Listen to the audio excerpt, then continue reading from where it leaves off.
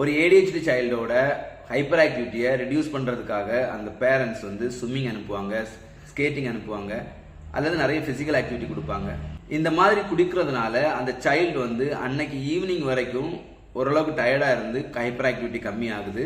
ஆனால் அவங்க தூங்கி எந்திரிச்சதுக்கப்புறம் அந்த குழந்தைங்க மறுபடியும் அதே ஃபுல் ஃபோர்ஸில் ஹைப்பராக இருக்கிறாங்க.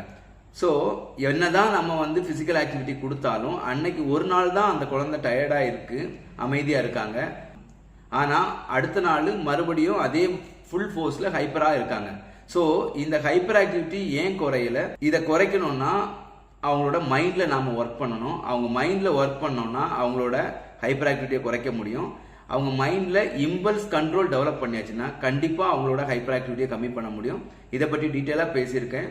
ஃபர்ஸ்ட் கமெண்ட்ல லிங்க் இருக்கு, பாருங்க. தேங்க்யூ.